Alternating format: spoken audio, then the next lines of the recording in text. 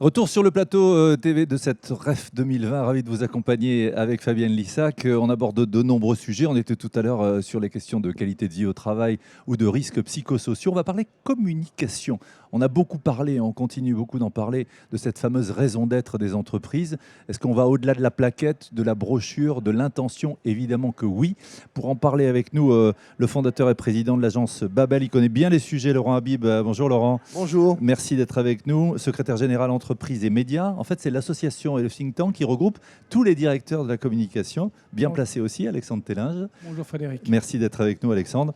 Et puis, non pas directrice de la communication, mais directrice de la marque de la communication et de l'engagement pour le groupe Orange, Béatrice Mandine. Bonjour Béatrice. Bonjour Frédéric. Merci d'être avec nous tous les trois. On entre tout de suite dans le vif du sujet. Raison d'être, sujet évidemment, vous le savez, de cette fameuse loi Pacte. Laurent, pourquoi, et en deux mots et en un mot, miser sur cette raison d'être pour une entreprise aujourd'hui ? La raison d'être, elle a été pas inventée par une loi française. La raison d'être, elle existe depuis de nombreuses années. C'est ce que les anglo-saxons appellent le brand purpose. Et elle a eu une fonction très importante pour de grandes entreprises américaines qui l'ont placée vraiment au fronton de leur entreprise. IBM, quand vous arrivez dans les immeubles d'IBM, il y a marqué Think sur la devanture et c'était par le fondateur lui-même. Donc Think est une très belle raison d'être. Alors, la loi Pacte, qu'est-ce qu'elle a fait? C'est qu'elle a fait un double mouvement. Un mouvement qui est un mouvement de réflexion sur la société, qui consiste à dire que l'entreprise ne doit pas se destiner seulement à ses actionnaires, mais aussi à ses parties prenantes. C'est le premier sens de la raison d'être. C'est-à-dire qu'on élargit, en fait. Voilà. Mais le second sens, qui est beaucoup plus intéressant et beaucoup plus important, c'est d'affirmer de façon fondamentale un cap, une voie, un trajet, un parcours pour l'entreprise, une façon pour elle de définir non seulement ce qu'elle est, mais ce qu'elle veut continuer d'être dans le futur. Oui, et c'est ce que vous disiez, Laurent, c'est le purpose, c'est le propos. Pourquoi? Exactement. Mais c'est du coup une dimension dynamique pour l'entreprise et qui lui donne un cap à son interne, un cap à ses salariés, un cap à ses managers, un cap sur ses réflexions, sur son métier, sur son évolution et un cap aussi dans sa relation avec les parties prenantes et avec le monde qui l'entoure. Autrement dit, c'est une réflexion dont je pense qu'il ne faut pas considérer qu'elle est strictement formelle ou qu'on le fait parce que la loi le demande ou parce que le ministre de l'économie et des finances l'a demandé parce que vous avez des fonds publics dans votre capital, mais parce que vous saisissez cette occasion pour refonder votre entreprise sur quelque chose qui la rassemble et la projette et en faire un outil au service de la stratégie de l'entreprise. Alors c'est intéressant ce que vous dites quand vous parlez de cap, parce qu'on est dans une période agitée, incertaine, on ne sait pas de quoi demain sera fait, et vous le disiez très bien Laurent, on embarque tout le monde avec ça. On donne un cap à toutes les parties prenantes, à commencer par les collaborateurs. Alors là encore, on embarque tout le monde si on a bien managé son affaire. D'où l'intérêt d'avoir des bons directeurs de communication et des bonnes agences. Non mais pas seulement. C'est surtout de ne pas en avoir fait un sujet de com'. Au fond, c'est là où notre situation est un peu compliquée, mais Béatrice le dira beaucoup mieux que moi, et d'ailleurs, elle est bien plus qu'une directrice de la communication. C'est qu'au fond, le problème du purpose, c'est d'arriver à en faire une chose commune, partagée. Donc, du coup, il y a une dimension dans la conception et dans l'élaboration qui est très importante, qui est d'associer les parties prenantes le plus possible, en tout cas de façon la plus créative et la plus intelligente possible, de faire en sorte que ce soit une chose commune, et de faire, une fois qu'on l'a proclamé, quelque chose qui devient directeur, un principe directeur, ce que moi j'appelle une idée motrice. C'est ça, c'est comme le Think qui est à l'entrée de l'entreprise IBM. Exactement. Et donc, tout le sujet, c'est donc qu'il y a bien des enjeux de participation et des enjeux de déploiement qui sont majeurs dans une raison d'être. Si c'est un truc qui est fait par le patron sur un coin de bureau avec deux consultants en stratégie... Attention à l'effet boomerang. Attention à l'effet zéro, à l'effet pchit, je crois que disait Jacques Chirac. Jacques Chirac. On va y revenir tout à l'heure. Merci d'avoir planté le décor, Laurent Habib. Vous évoquiez, Laurent, Béatrice Mandine. Béatrice, donc directrice de la communication de la marque et de l'engagement pour le groupe Orange. Près de 150 000 collaborateurs, 26 pays. Il y a une vraie belle raison d'être. En plus, elle a été inscrite dans les statuts de l'entreprise. Racontez-nous, on peut peut-être l'énoncer. Il y a une notion de confiance, notion de monde numérique responsable.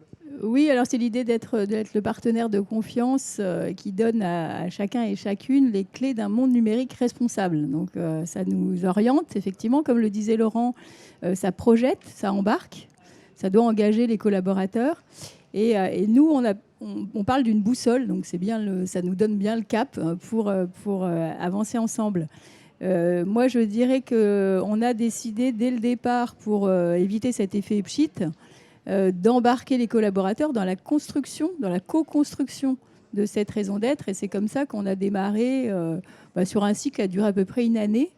D'abord sur une phase de teasing sur lequel on a fait une opération post-it où Stéphane Richard, notre président directeur général, a interpellé les collaborateurs pour les faire parler de raison d'être. En fait, exactement. des salariés. Et on a eu, je crois, 15 000 interactions. On a eu 3 000 contributions directes quand même sur Et donc Twitter. ça veut dire au démarrage, que les femmes et les hommes d'Orange ça étaient répondait. intéressés. Hein. Et puis après, on a fait une phase de définition qui a été plus construite, sur lesquelles on a à la fois fait des ateliers avec le comité exécutif, mais aussi mené une quarantaine ou cinquantaine d'entretiens avec les parties prenantes d'Orange, que ce soit les organisations syndicales, les ONG, les grands partenaires industriels. Et puis, on a terminé par une consultation sur une appli d'intelligence collective qui s'appelle Toguna, et sur laquelle on a interrogé tous les salariés d'Orange sur une période d'1 mois pour les faire réagir, soit proposer eux-mêmes des contributions, ce qu'ils ont fait. On a eu 2 ou 3 000 propositions, et puis 130 000 votes, donc, où les salariés réagissaient aux propositions qui étaient faites, jusqu'à la révélation de cette raison d'être, et puis l'inscription au statut à l'Assemblée générale dernière, sur un score assez époustouflant, parce que je crois que la résolution est passée à 99,98. Oui, c'est des scores soviétiques. Enfin, voilà, ouais. quasi soviétique, si ça existait encore. C'est intéressant ce que vous dites, Béatrice, parce que c'était pas évident, parce qu'on a quand même l'ancienne France Télécom, donc avec des racines fortes, un vrai ADN, on en parlait avec Laurent tout à l'heure, l'ADN d'une entreprise, là on est ancré dans les territoires, dans les régions en France, mais vous êtes aussi présent dans 26 pays, donc définir une raison d'être qui doit être partagée par les Slovaques, mais aussi les personnes en Afrique de l'Ouest et puis en France. C'est un exercice imposé pour tout ce qu'on fait, ou alors c'est du déclaratif et on peut faire du top-down et puis considérer qu'on l'a fait. Nous, c'est pas du tout ce qu'on veut faire, mais ça marche aussi pour la définition d'un plan stratégique. Vous ne pouvez pas le faire dans un groupe aussi hétérogène qu'est Orange, entre des réalités de marché qui sont très différentes, comme vous le disiez, entre l'Europe et l'Afrique. Donc ça, c'est une méthodologie qu'on a de manière assez récurrente et qu'on a appliquée à la raison d'être parce qu'on considérait que c'était stratégique. D'ailleurs, on a mené ce développement de la raison d'être en parallèle de la définition du plan strat. Donc, il y a une assez grande cohérence. Mais le plus important de mon point de vue, c'est aussi de s'assurer que cette raison d'être, c'est une raison d'agir. C'est-à-dire que, et ça se démontre après, il faut un comité de suivi, il faut des mesures, il faut des tas de choses. Pour monitorer, pour piloter bien tout sûr. Ça. Laurent, je reviens vers vous, avant Alexandre, de vous laisser la parole avec une vue un peu plus large, hein, avec toutes les entreprises que vous accompagnez. On le dit effectivement, on définit une raison d'être, il faut qu'elle ait du sens, il faut qu'elle embarque les gens, qu'il y ait une adhésion. C'est aussi le moyen de montrer quelle est la singularité, l'originalité d'une entreprise par rapport à ses concurrents, appelons-les comme ça. Hein. Exactement. Alors ça, c'est un point qui est majeur, c'est que beaucoup d'entreprises françaises, dans l'élan de la loi Pacte, ont adopté des raisons d'être que je trouve trop consensuelles. Et souvent, on se retrouve dans un secteur avec la même raison d'être, quasiment identique. Alors, je vais vous la faire simple, c'est la mobilité responsable pour tous les acteurs de la mobilité, la transition énergétique pour tous les acteurs de la... etc. Bon.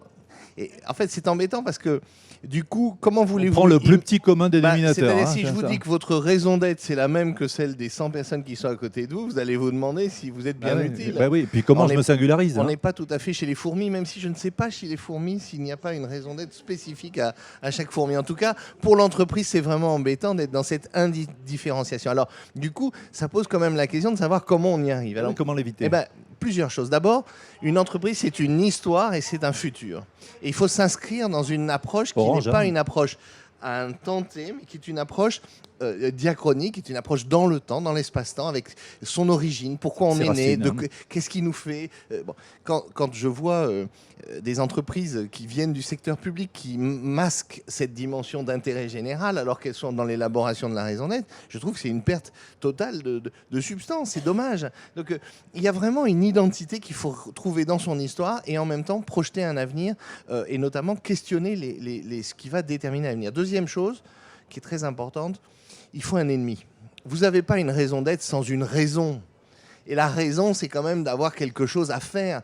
Alors l'ennemi, évidemment, vous le voyez bien dans la raison d'être évoquée par Béatrice pour Orange. On voit bien qu'il y a des questions que pose le digital, et notamment il y a des enjeux de responsabilité. Et il y a d'autres acteurs, digital. évidemment. Et ce qui est intéressant, c'est de se dire, peut-être qu'Orange a une part particulière à jouer dans ce système pour faire face aux enjeux et aux difficultés. Donc, il faut définir un ennemi. Et puis la troisième chose, c'est qu'il faut une formulation qui soit compréhensible et si possible enthousiasmante. Et c'est là où il y a un enjeu, c'est quand même que c'est une discussion que j'ai eue par exemple avec Bertrand Ciseaux de BNP Paribas. Ils ont un slogan qui est Positive Banking et une raison d'être qu'ils ont formalisée sur une page avec une première phrase qui dit qu'il faut qu'ils soient au service de leurs clients et de la société. Et en fait, leur raison d'être est beaucoup moins, à mon avis, motrice que Positive Banking, qui est beaucoup plus inspirant.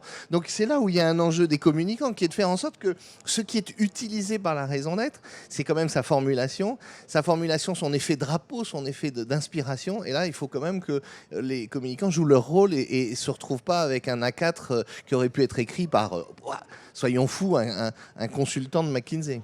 C'est intéressant, le drapeau pour qu'il y ait quelque part une sorte de chauvinisme. Merci pour les consultants qui nous écoutent. En tout cas, d'où le rôle important des communicants. Mais justement, puisqu'on en parle des communicants, votre think tank, Alexandre Tellinge, entreprise et médias, ça regroupe tous les directeurs de la communication. Votre décryptage par rapport à cette raison d'être, ce que vous vivez, et puis j'allais dire les leviers. Dieu sait qu'il y en a de nombreux. On a commencé à en parler avec Béatrice et Laurent. Moi, je suis tout à fait d'accord avec ce que Laurent et Béatrice viennent de dire. On travaille avec 170 directeurs de la communication de grands groupes internationaux. Nous avons travaillé d'ailleurs avec Laurent Habib et produit un livret d'une 20aine de pages qui donne des conseils pour élaborer et déployer sa raison d'être. De bréviaire. Exactement. Et je rebondis sur ce que disait Laurent. Effectivement, il ne faut pas oublier que la raison d'être, c'est une occasion unique de fonder la singularité de l'entreprise basée sur son histoire, sa culture, ses activités. Et dans le même temps, elle doit projeter vers l'avenir, c'est-à-dire même songer à de nouveaux relais de croissance dans le monde qui change chaque jour. Je donnerai un exemple. La raison d'être de Michelin, qui est offrir à chacun une meilleure façon d'avancer, on voit ouvre des champs de business nouveaux pour eux. On est dans la mobilité, mais d'avancer à tous les sens du terme. C'est pas simplement de la mobilité physique, ça peut être aussi intellectuel, ça peut être social, et donc peut-être de nouveaux services pour Michelin. Voilà ce que je pouvais se singulariser. ajouter. Laurent le disait fort justement. Si on se retrouve tous avec la mobilité responsable ou avec le recyclage intelligent ou je sais pas quoi, ben là, c'est pas mal ça. Attention, je vais le déposer. Je voudrais dire une chose aussi. Généralement, lorsqu'une entreprise songe à la raison d'être, c'est un sujet stratégique pour nous qui incombe à la direction générale et au conseil d'administration de l'entreprise. Et généralement, chez nos membres, une équipe projet est fondée, animée en général par le directeur de la communication qui a vocation naturelle à animer cette équipe dans le fait que son métier est de générer, la finalité d'un directeur de la communication, c'est de générer de l'engagement, tant en interne qu'en externe vis-à-vis de parties prenantes. Il est en rapport aussi avec de nombreuses parties prenantes externes et à ce titre-là, il va jouer un rôle d'animateur, de pilote du projet comme Béatrice, mais aussi d'éclaireur, puisqu'il peut alimenter les débats, les organiser, d'amplificateur au travers d'actions de communication basées sur des actions concrètes avec des mesures d'impact. Et donc, c'est un chantier extraordinaire. La loi Pacte encourage les entreprises à aller de l'avant sur ce sujet-là. Et notre association et notre think tank est vraiment fier de contribuer justement à la réflexion au travers d'échanges avec le monde académique, le monde de l'économie et de la politique. Voilà, des regards croisés qui permettent là encore de co-construire. Alors je me tourne vers Béatrice Pandine qui représente Orange avec la marque, l'engagement et la communication. Béatrice, on le disait, il ne suffit pas d'avoir une belle plaquette ou une belle brochure. Après, il faut que ce soit suivi des faits, raison d'agir, vous le disiez, au-delà de la raison d'être. Moi, j'ai envie de vous dire comment est-ce qu'on fait pour piloter finement. Est-ce qu'on a des indicateurs? Est-ce qu'on se retrouve régulièrement avec les parties prenantes? Racontez-nous le backstage chez Orange.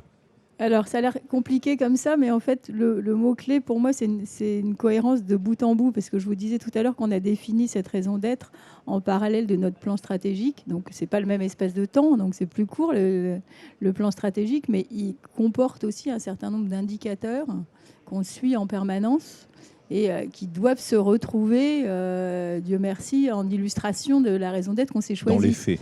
Donc, dans les faits. Donc là, le sujet qui reste à faire, nous, chez Orange, c'est de structurer cette gouvernance, on va dire, de la raison d'être.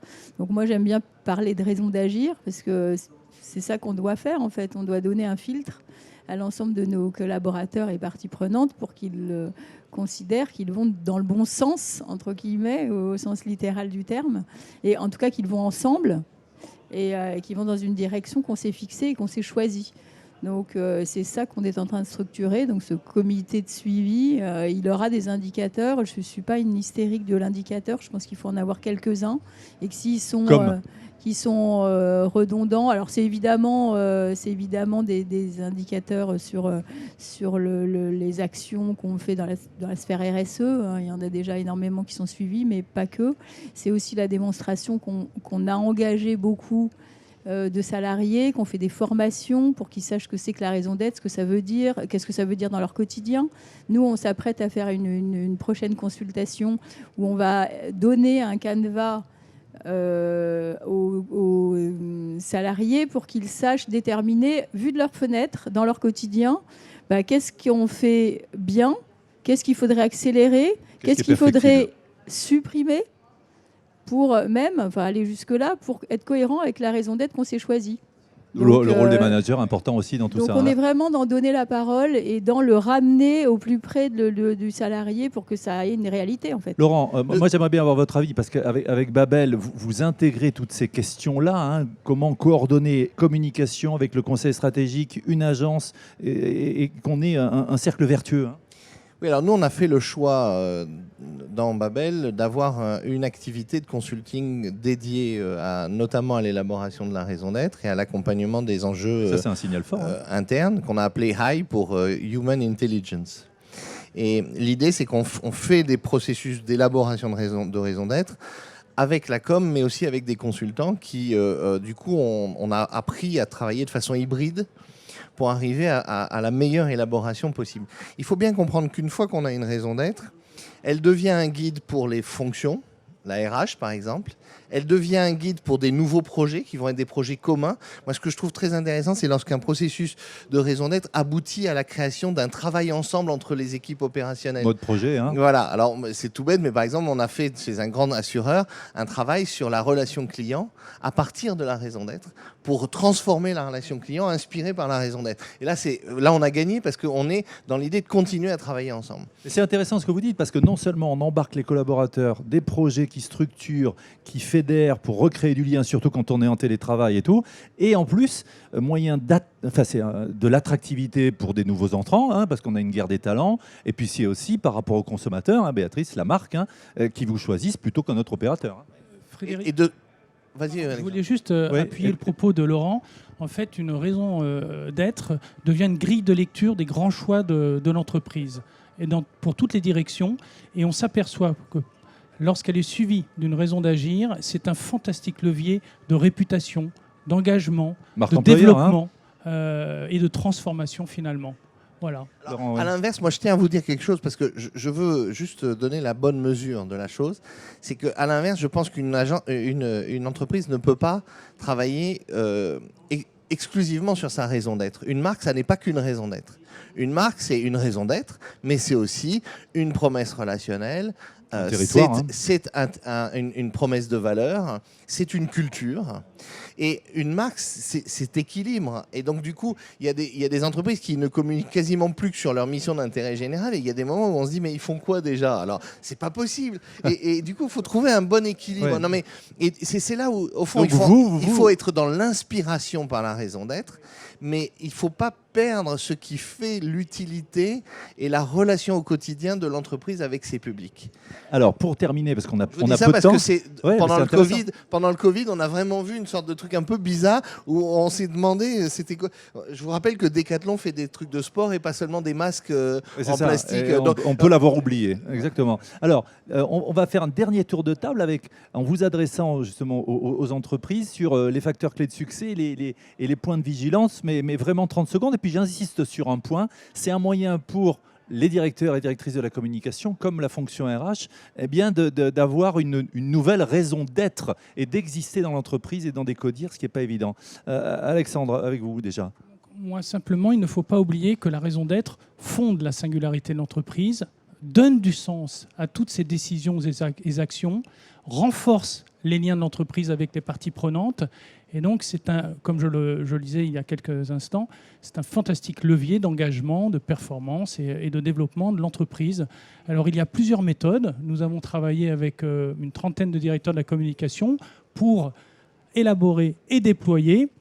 Donc, je ne dirais pas qu'il n'y a qu'une seule façon de procéder, mais il faut en tout cas interroger ses collaborateurs, qui sont les premiers artisans et ambassadeurs de la raison d'être d'une entreprise, aussi questionner des parties prenantes, ne pas hésiter à s'ouvrir vers l'extérieur, et puis vraiment, comme je le disais, avec Michelin, avec Orange, mais je pense aussi à des raisons d'être telles que Danone, apporter la santé par l'alimentation. Ces quelques mots inspirent, si je peux dire, au quotidien, tant les collaborateurs que les parties prenantes qui collaborent avec l'entreprise. Voilà, c'est l'étendard dont parlait Laurent. Béatrice, forte de l'expérience d'Orange. Ça ne vous surprendra pas, moi je crois beaucoup en l'engagement, c'est-à-dire qu'il faut responsabiliser les collaborateurs. Et nous, on leur dit, on est chacun et chacune les gardiens de cette raison d'être. On est donc, exprimez-vous, agissez dans votre quotidien pour que ce soit cette raison d'être qu'on s'est donnée soit cohérente avec ce que nous faisons au quotidien. Laurent, pour terminer. Moi, je crois que retrouver de l'inspiration pour le collectif de l'entreprise et inventer des futurs à partir d'une idée forte, c'est une opportunité stratégique d'autant plus importante qu'on est à un moment où on sent bien que toutes les entreprises sont à un moment d'inflexion, dont on ne sait pas d'ailleurs toujours vers quel sens ça va. On peut imaginer qu'on sait tout, mais moi je trouve qu'on ne sait pas grand-chose aujourd'hui de ce qui est en train de se passer et de ce qui va se passer à partir de l'incroyable histoire qui nous arrive avec le Covid. Et le rapport au corps, le rapport à la santé, le rapport au monde, rapport au cœur, le rapport à tout ce que vous voulez, est en train de connaître des changements. Je pense qu'on est dans une période de bouleversement des usages extraordinaires, et avoir un cap pour savoir comment réagir par rapport à ça, ça me paraît plus que jamais indispensable, plus que jamais. Voilà, donc R comme renaissance ici à la REF et R comme raison d'être aussi. Vous savez tout maintenant. Madame, messieurs, merci beaucoup. Merci. Suite Merci. dans quelques secondes.